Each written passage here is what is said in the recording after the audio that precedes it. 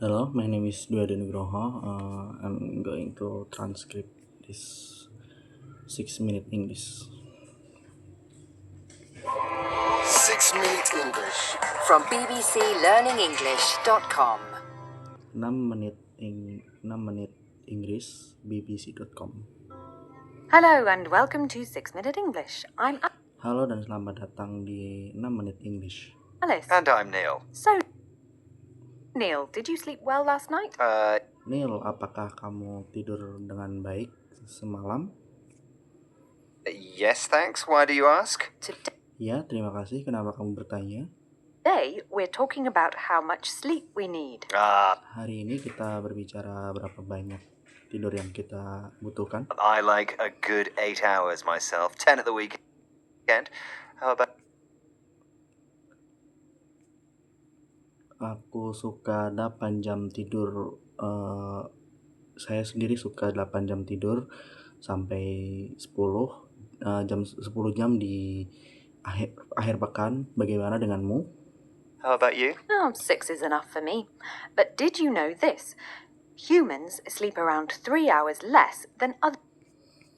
6 jam sudah cukup untukmu, tapi apakah kamu tahu ini manusia tidur sekitar 3 jam kurang. The primates like chimps who sleep for about 10 hours. So you're a 3 jam lebih kurang daripada primate chimps yang tidur sekitar 10 jam. chimp, Neil.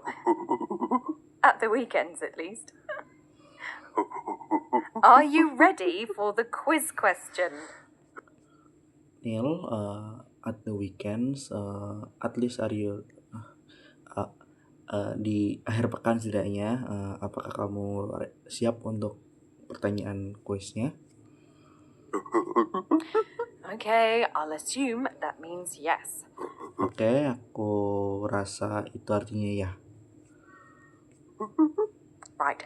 What's another word for sleepwalking? Baik, apa kata lain dari tidur berjalan? Is it A, narcolepsy, B, restless legs syndrome, or C, somnambulism? Apakah A. narkolepsi, B. restless leg syndrome, atau C. somnambulism? I will go for B, restless leg syndrome, since there's a connection with the legs. Well, Aku pilih B, restless leg syndrome, karena ada koneksi karena di situ ada koneksi ada koneksi dengan kaki. we'll find Ada out whether hubungannya you're dengan right kaki. or wrong later on in the show. So, what keeps you awake at night, Neil? Not much, to be honest. Baik, kita akan mencari tahunya apakah kamu benar atau salah di show ini. Jadi apa yang membuat kamu tetap terbangun saat malam, Neil? Honest, I usually sleep like a log, and that means very heavily indeed. But sometimes my own snoring wakes me up. Tidak banyak, jujur saja aku biasanya tidur seperti tidur sangat lelap, dan itu artinya sangat-sangat lelap. Wakes me up, and then I can find it hard to get back to sleep. Snoring. Tapi terkadang dengkurku sendiri membuatku terbangun dan aku merasa susah untuk tidur kembali. For those of you who don't know, means breathing in a noisy way through your mouth or nose while you're asleep. Dengkuran, buat yang kalian tidak tahu, itu artinya bernafas dengan berisik melewati mulut atau hidung ketika kamu sedang tidur. Like that. How about you, Alice? Very good, yes. Well, that's quite ridiculous. Anyway, for me... Ya, bagus. Ya, itu sangat ridiculous. Lucu. It's drinking too much coffee during the day. It's the caffeine...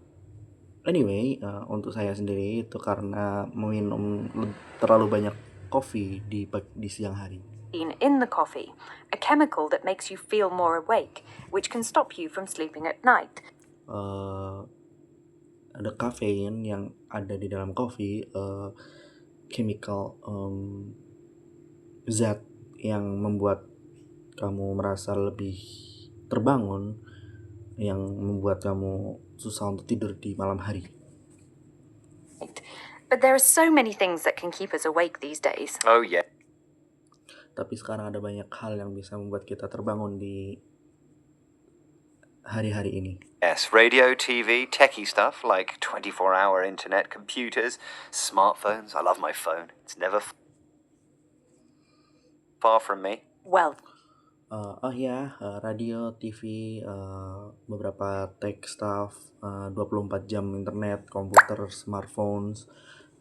Saya suka handphone dan itu tidak pernah jauh dariku. let's hear what Professor Jerome Siegel from the University of California found when he studied the sleep habits of 3 different hunter-gatherer communities who have very little contact with modern society. Baiklah, mari kita dengar apa pendapat dari Profesor Jerome Siegel dari University of California, menemukan ketika dia belajar tentang kebiasaan tidur dari 3 orang yang berbeda. Society. They don't have artificial light, electricity, batteries, or any of the gadgets that we rely on today. Hunter-gatherer community who have orang-orang yang jauh dari modern society, yang tidak punya cahaya, electricity, baterai, ataupun gadgets yang kita gunakan saat ini. Their sleep was not that different from ours. The range of sleep period was about 6.9 to 8.5 hours. Kebiasaan tidur mereka tidak jauh berbeda dari kita. Rentang tidur periode mereka antara 6 sampai 9 atau 8 sampai 5 jam. If you actually measure sleep in current populations in the United States or in Europe, they're definitely at the low end of what's been reported. Kalau kamu mengukur tidur di populasi sekarang di United States atau di Eropa, they definitely ada di berbeda dengan apa yang telah dilaporkan. Certainly don't sleep a lot less than we do, but mereka tentu tidak tidur lebih kurang dari yang kita lakukan, tapi mereka tidak tidur lebih banyak dari yang kita. They clearly don't sleep more. Professor Jerome Siegel found that people in these communities don't go to bed until several hours after sundown, just like us. But one big difference is that very few of them suffer from insomnia. Profesor Jerome Siegel menemukan bahwa orang-orang ini tidak tidur beberapa jam setelah matahari terbenam seperti kita. Insomnia, which means having difficulty falling asleep and staying asleep. Now, I don't... Tapi satu perbedaan besar adalah sedikit dari mereka yang terkena insomnia, which mean yang artinya mempunyai masalah tidur dan terjaga untuk tidak tidur. I don't have a problem with insomnia, and hunter-gatherers, people who live by hunting animals and gathering plants to eat, don't either. Probably because they take a lot of physical exercise during the day. Yeah. Sekarang aku tidak punya masalah tentang insomnia, dan pemburu, orang-orang yang berburu hewan dan mengumpulkan bahan makanan untuk dimakan, tidak terkena insomnia juga, kemungkinan karena mereka melakukan banyak aktivitas fisik ketika di siang hari. Yes, that's right. Taking exercise is an important factor in sleeping soundly or well at night. Ya, itu benar sekali. Melakukan kegiatan fisik sangatlah penting dalam faktor tidur suara yang baik ataupun di saat malam hari. But these days our minds can be so active that it becomes very difficult to fall asleep. Let's listen to Professor Kevin Morgan from Loughborough University here in England talking about how cognitive behavioral therapy can be used to help people with insomnia. Tapi beberapa sekarang hari ini otak kita bisa sangat aktif dan itu membuat sangat sulit untuk tidur. Mari kita dengarkan pada Profesor Kevin Morgan dari Loughborough University dari England berbicara tentang cognitive behavior therapy yang bisa digunakan untuk membantu orang yang menderita insomnia. If you have a train of thoughts which would otherwise keep you awake, one way of dealing with this is to block those thoughts. What I'd like you to do.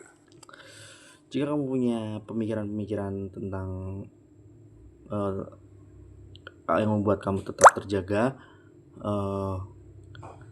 salah satu cara untuk menanganinya adalah untuk memblokir pikiran-pikiran tersebut. Repeat the word the in your mind at irregular intervals. The.